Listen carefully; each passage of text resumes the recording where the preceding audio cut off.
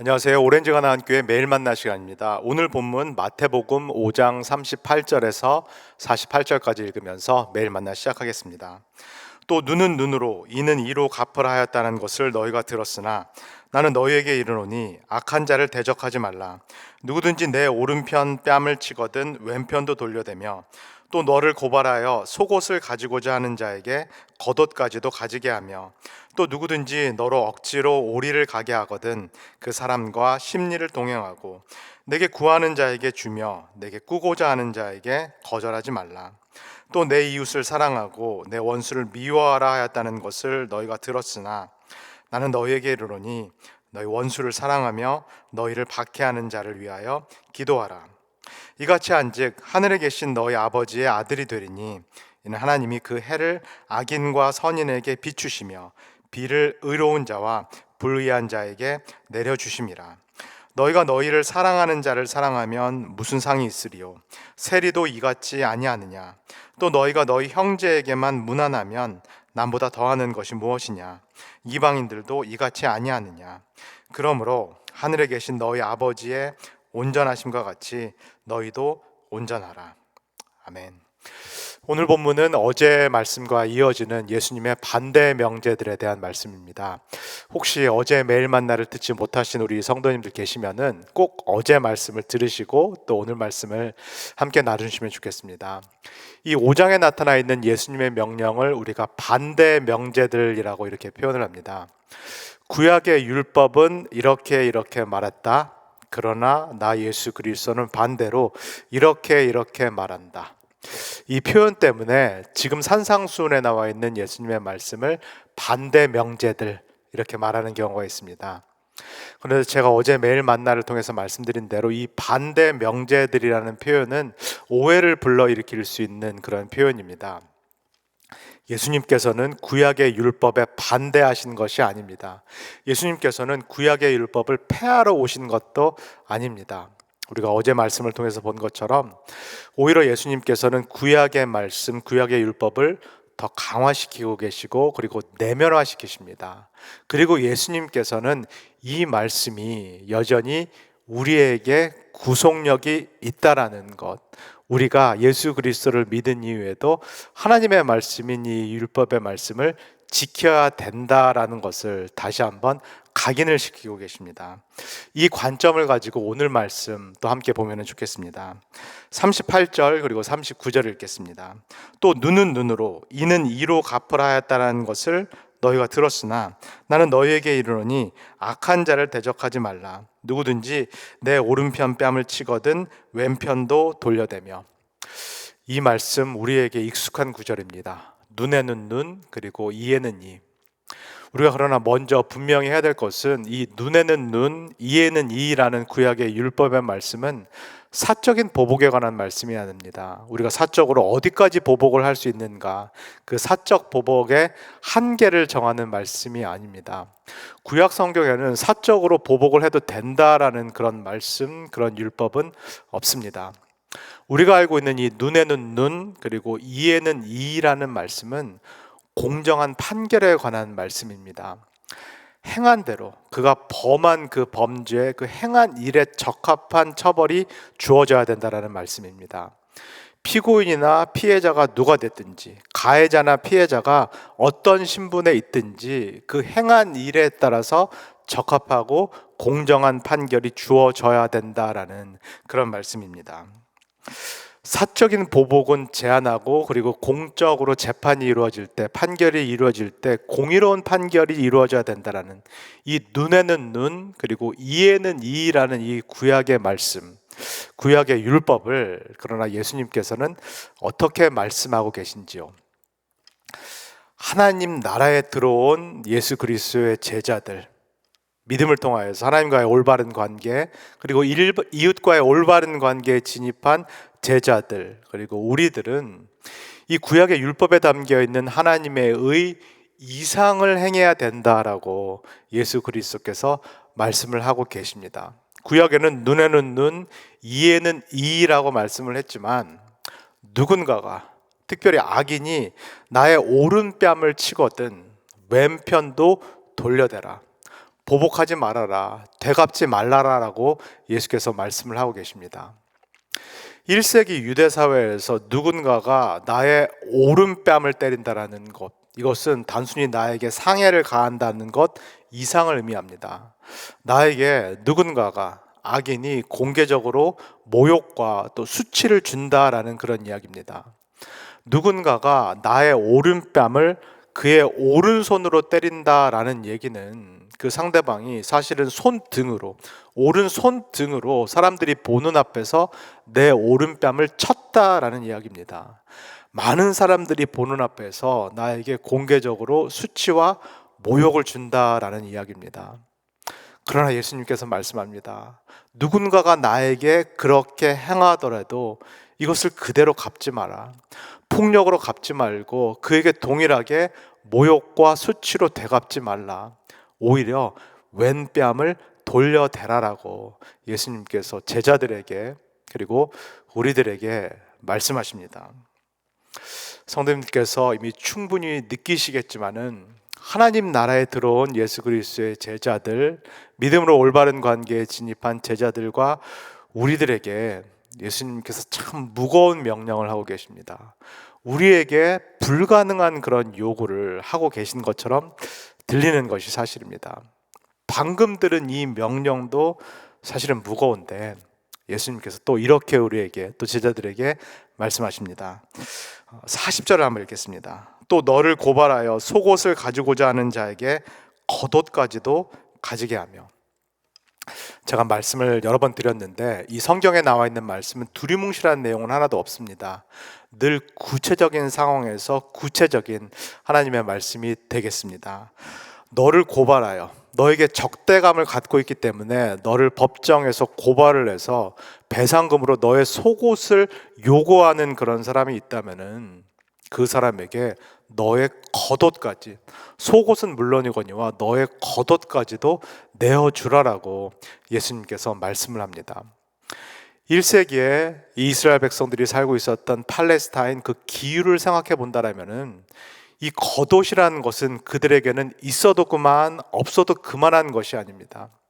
유대인들에게 겉옷이라는 것은 이 낮 기간 동안에, 낮 동안에 뜨거운 태양으로부터 그들을 지켜주는 것이요, 그리고 밤에는 기온이 확 떨어지는데 이 추위로부터 그들을 지켜줄 수 있는, 생존에 있어서는 필수적인 것이 바로 이 유대인들의 겉옷입니다.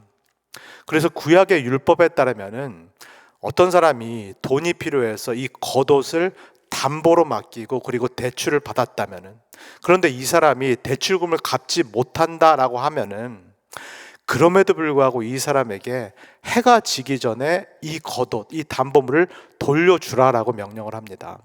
겉옷이 그만큼 생존에 있어서 필수이기 때문에 인도적인 차원에서 이 사람에게 반드시 해지기 전에 겉옷을 돌려주라라고 구약의 율법이 말씀을 합니다. 그런데 예수님께서는 제자들에게 이렇게 명령하십니다. 악인이 너를 고소해서 너에게 속옷을 배상하라라고 얘기를 한다라면은 너의 생존에 필수적인 이 겉옷마저도 그에게 값없이 내어주라라고 예수님께서 말씀을 하고 계십니다. 예수님의 이 설교를 이 언덕에서 듣고 있는 이 예수님의 제자들의 입장에서 한번 지금 상황을 생각해 보면, 상상해 보면 좋겠습니다. 우리가 마태복음 4장을 통해서 본 것처럼 이 제자들은 사실은 그 전에 일면식도 없었던 예수 그리스도의 명령에 따라서 나를 따르라, 예수 그리스도의 그 명령에 순종하여서 자신의 모든 것들을 버리고 예수 그리스도를 따른 사람들입니다. 이 제자들의 심리 상태나 내면이 어떤지는 우리가 알 수 없겠습니다. 그러나 이 예수님의 제자들은 이 마태복음이 말하고 있는 일반 사람들, 군중, 그리고 무리들과는 차원이 다른 사람들입니다. 예수님께 전적으로 헌신을 한 사람들입니다. 그런데 이 제자들에게 예수님께서 가면 갈수록 어려운 요구들, 가면 갈수록 제자들에게도 불가능하게 들리는 그런 명령들을 하고 계십니다. 한마디로 첩첩산중입니다. 이 상황에서 41절 그리고 42절에서 예수님께서 또 이렇게 제자들에게 명령하십니다. 또 누구든지 너로 억지로 오리를 가게 하거든 그 사람과 심리를 동행하고 내게 구하는 자에게 주며 내게 꾸고자 하는 자에게 거절하지 말라.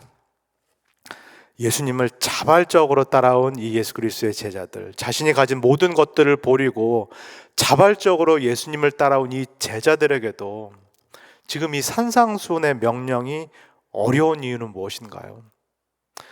이 예수님의 명령은 무조건적인 명령이기 때문입니다. 그 누가 되더라도, 어느 누구라도 당신에게 오리가 아니라 심리를 걷자라고 말하면은 그와 함께 걸어라. 그 누구라도 무조건적으로 당신에게 돈을 빌려달라고, 내가 필요가 있기 때문에 돈을 꾸어달라고 말한다라면은 그 사람에게 돈을 빌려주라, 꾸어주라라고 무조건적인 명령을 제자들에게 하고 계시기 때문입니다. 이 1세기 당시 유대사회에서 유대인들에게 오리를 가라라고 명령할 수 있는, 또는 심리를 가라라고 명령할 수 있는 유일한 대상은 로마 군인들밖에 없습니다. 우리가 성경을 통해서 예수 그리스도께서 십자가를 지시고 골고다 언덕을 걸어 올라가실 때 로마 군인이 이 구레네 사람 유대인 시몬을 불러서 예수님 대신에 십자가를 지고 걷게끔 만들었던 것, 그로 하여금 그 십자가를 강제로 지게 만들었던 것, 그것을 생각해 보시면 좋겠습니다. 유대인들에게는 철천지 원수와 같은 이 로마 군인들이 강제로 나에게 오리를 걸으라라고 명령을 하면은 그 로마 군인의 명령 이상을 하라, 심리를 걸으라라고 예수께서 말씀을 합니다. 또 그 누군가가 나에게 돈이 필요하다라고 이야기를 한다면은 이 사람이 누구인지, 이 사람이 신뢰할 만한 사람인지, 이 사람이 정말로 빌린 돈을 갚을 수 있는 능력이 있는 사람인지 없는 사람인지 무관하게 그 사람에게 돈을 빌려주라라고 예수께서 제자들에게 명령을 하고 계십니다. 여기까지 들으신 우리 성도님들은 어떠신가요? 예수님께서 정말로 무리한 요구를 하고 계시다, 불가능한 요구를 하고 계시다라는 그런 느낌이 드시리라 싶습니다. 이 말씀을 전하고 있는 저도 사실은 숨이 턱턱 막히는 그런 상황인데, 예수님께서 그러나 마지막으로 결정타를 또 우리에게 말씀을 하십니다. 우리 43절에서 44절을 읽겠습니다. 나는 너희에게 이르노니 너희 원수를 사랑하며 너희를 박해하는 자를 위하여 기도하라.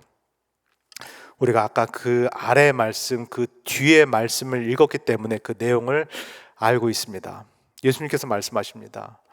가까운 사람을 사랑하는 거, 당신과 비슷한 사람을 사랑하는 거, 당신이 좋아하는 것을 사랑하는 것은, 이것은 당신들이 경멸하는 그 세리도 할 수 있는 일이다. 이거는 바리새파 사람들, 서기관들도 할 수 있는 일이고, 심지어는 이 일들은 하나님을 모르는, 율법을 모르는 이방인들도 할 수 있는 일이다라고 말씀합니다. 하나님의 나라에 들어온 제자들이라면은, 하나님과 올바른 관계, 이웃과의 올바른 관계에 진입한 하나님의 백성이라면은 이 사람들의 의보다는 더 나아야 한다라고 말씀을 합니다. 그러시면서 예수께서 말씀하십니다. 예수 그리스도의 참된 제자라면은 이웃들뿐만 아니라, 나에게 가깝고 내가 좋아하는 이웃들뿐만 아니라 누구를 사랑할 수 있어야 된다? 원수까지도 사랑할 수 있어야 된다라고 말씀합니다. 심지어는 나에게 심한 해를 가한 이 원수를 위해서, 나를 박해하는 원수를 위해서 기도해야 된다라고 예수님께서 제자들에게 또 우리에게 말씀을 하십니다. 딱 여기에서 우리는 좌절을 하게 됩니다. 딱 여기에서 우리는 우리의 한계를 느끼게 됩니다. 사실은 이웃이 아니라 가까운 가족들, 우리 배우자, 또 자녀들, 또 부모를 사랑하는 것도 때때로 힘들다라는 것을 우리가 사실상 느낍니다. 우리가 교회에서 서로를 형제요 자매라고 부르지만 사실은 나와 달라도 너무도 다른 그 형제와 자매들, 교회 성도들을 우리가 사랑하는 것, 그들을 품어주고 받아주는 것이 때로는 너무 힘들다라는 것은 우리가 실제로 경험을 합니다.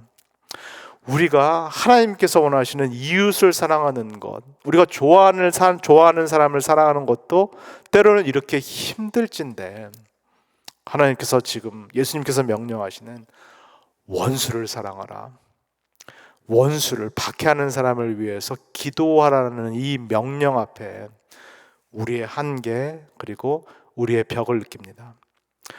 너무나도 선명하고 분명한 이 하나님의 율법 그리고 예수님의 명령 앞에서 오히려 우리의 부족함이 드러납니다. 우리의 죄인됨, 우리가 하나님께서 원하시는 바와 우리의 삶이 얼마만큼 멀어졌는지, 하나님께서 우리에게 원하시는 그 하나님의 의와 사실은 우리의 삶 자체가, 우리 존재 자체가 얼마나 큰 간극이 있는지를 우리가 이 한계, 이 벽을 맞닥뜨리면서 다시 한번 보게 됩니다. 그런 제자들에게, 이 한계를 보게 된 우리들에게 예수님께서 말씀하십니다. 45절에서 46절입니다. 이같이 한즉 하늘에 계신 너희 아버지의 아들이 되리니 이는 하나님이 그 해를 악인과 선인에게 비추시며 비를 의로운 자와 불의한 자에게 내려주심이라. 우리에게는 벽과 같은 이 한계, 이 예수님의 분명한 말씀과 명령을 그럼에도 불구하고 우리가 목표요 또 비전으로 삼을 수밖에 없는 그 이유는 무엇인가요? 오히려 예수 그리스도의 이 선명한 말씀 앞에서 우리의 자신의 모습을 보게 되고 우리가 죄인됨을 볼 수밖에 없고 그래서 좌절할 수밖에 없는 이 상황에서, 그러나 그럼에도 불구하고 우리가 예수 그리스도의 이 명령을 포기하지 말아야 되는 이유, 그럼에도 불구하고 우리가 추구할 수밖에 없는 그 단 한 가지 이유는 무엇인가요? 바로 예수 그리스도의 이 말씀이 하나님이 누구신지를 우리에게 보여주기 때문입니다. 의인뿐만 아니라 악인에게도 동일하게 해와 비를 공평하게 내려주시는 그 하나님, 그 하나님의 성품, 그 하나님의 속성을 예수 그리스도의 이 명령이 우리에게 보여주시기 때문입니다. 이 땅에 오신 하나님의 아들이신 예수 그리스도께서 과연 누구신지, 그분이 어떤 성품을 갖고 계시고 어떤 속성을 갖고 계신지를 이 예수 그리스도의 명령이 우리에게 보여주시기 때문입니다. 악한 자가 오른뺨을 칠 때, 그것도 손등으로 치면서 공개적으로 수치와 모욕을 그렇게 줄 때, 이 악한 자를 보복하지 않고 왼쪽 뺨을 돌려대신 분이 누구신가요? 이 땅에 오신 하나님의 아들 예수 그리스도입니다. 로마 군인이 오리를 가라고 명령을 했을 때 십자가를 지고 십리 이상을 걸어가신 그 분이 누구신가요? 악인이 속옷을 달라고 말할 뿐만 아니라 겉옷까지 달라고 말할 때 자신의 모든 것을 내어주신 이가 과연 누구신가요? 도움이 필요한 사람, 내가 정말로 생계를 위해서 도움이 필요하다라는 그 요청을 한 사람을 외면치 않으시고 당신의 모든 것을 내어주신 이가 과연 누구신가요? 그분이 바로 우리의 주님이고 구주로 고백하는 예수 그리스도이십니다. 이 예수 그리스도께서 하나님이 누구신지, 하나님의 형상을 우리에게 보여주심으로써 우리는 정말로 우리의 아버지 되신 하나님이 어떤 분이신지를 알게 된 것입니다. 이 하나님 그리고 예수 그리스도께서는 우리가 하나님의 형상을 회복하기를 원하십니다.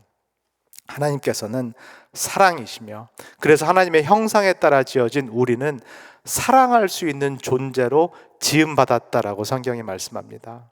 그러나 우리의 잘못으로 인해서, 우리의 죄로 인하여서 이 사랑이라는 하나님의 형상을 잃어버렸고 우리는 자기 사랑이라는 이 굴레에 매몰되었습니다. 그러나 하나님께서 예수 그리스도를 이 땅에 보내심으로써 다시 한번 우리를 이 사랑이라는 하나님의 형상으로 재창조하시고 다시 한번 우리를 새롭게 하시기를 원하십니다. 이 하나님께서 그리고 예수 그리스도께서 우리에게 마지막으로 이렇게 말씀합니다. 48절입니다. 그러므로 하늘에 계신 너희 아버지의 온전하심과 같이 너희도 온전하라.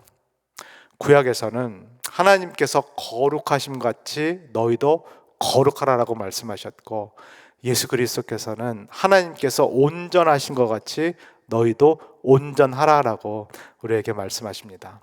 저는 이것을 이렇게 표현하고 싶습니다. 하나님 아버지를 닮아가라.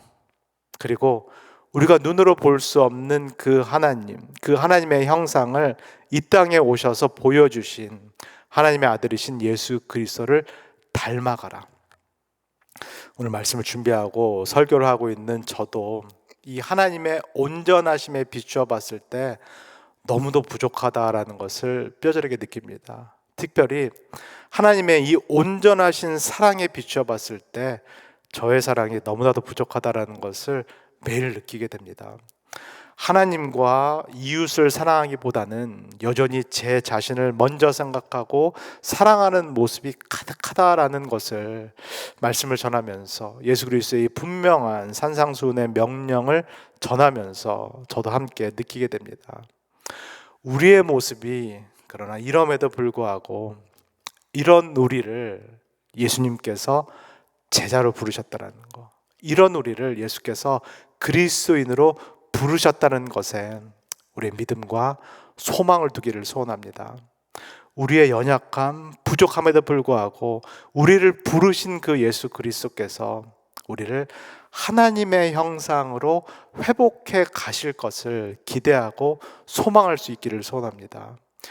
여전히 예수 그리스도의 그 제자라는 이름으로 불리기에도 부족한 저와 여러분들이지만, 그럼에도 불구하고 우리를 부르신 예수 그리스도께서 우리를 변화시키시고 우리를 회복시키셔서 언젠가는 예수 그리스도의 제자라는 그 이름값에 걸맞는 삶을 살게 하시리라는 그 소망을 우리 자신에게 두지 말고 하나님 한 분에게만 두시기를 소원합니다. 그래서 오늘 하루도 어제보다도 더 하나님의 형상을 닮아가는, 어제보다도 더 하나님의 그 온전하심, 하나님의 그 온전하신 사랑을 닮아가는 이 길을 오늘 하루도 뚜벅뚜벅 천천히 걸어가실 수 있는 모든 성도님 되시기를 예수 그리스도의 이름으로 간절히 소원합니다. 다 같이 기도하겠습니다. 사랑해 주님 감사합니다. 어제와 그리고 오늘을 통하여서 예수 그리스도의 이 산상수훈의 명령을 다시 한번 보고 깨닫게 하여 주셔서 감사합니다. 하나님 아버지, 예수 그리스도의 이 명령을 듣고 용기가 생긴다라기보다는 오히려 벽을 느끼고 한계를 느끼고 또 좌절을 느끼는 것이 우리의 솔직한 심정일지 모르겠습니다. 예수 그리스도의 그 선명한 요구, 하나님께서 하나님의 백성 그리고 그리스도의 제자에게 원하시는 그 하나님의 완전한 의에 비해서 우리의 삶 그리고 우리의 현재의 모습이 얼마나 멀어져 있는지를, 우리가 얼마나 그 하나님의 형상을 잃어버렸는지를 오히려 깨닫게 됩니다. 하나님, 그러나 우리를 불쌍히 여기시고 긍휼히 여기시기를 소원합니다. 하나님 아버지, 하나님의 형상을 회복하고 하나님의 의를 회복하는 데 있어서 그 소망과 가능성을 우리 자신의 두지 않기를 원합니다. 오히려 나를 부르신 하나님, 나를 죄인이었을 때 부르신 그 하나님께서 나를 변화시키시기를, 나를 회복시키시기를 소원합니다. 그래서 하나님의 은혜 가운데, 하나님의 인도함 가운데 언젠가는 하나님께서 원하시는 그 하나님의 형상 그리고 그리스도의 제자라는 그 이름값에 걸맞는 삶을 살기를 소원합니다. 하나님께만 소망을 두고 하나님께만 신뢰를 두고 오늘 하루도 하나님의 온전하심을 닮아가는 일에 최선을 다할 수 있도록 우리 모두를 축복하여 주시옵소서. 감사드리며 예수님의 이름으로 기도합니다. 아멘.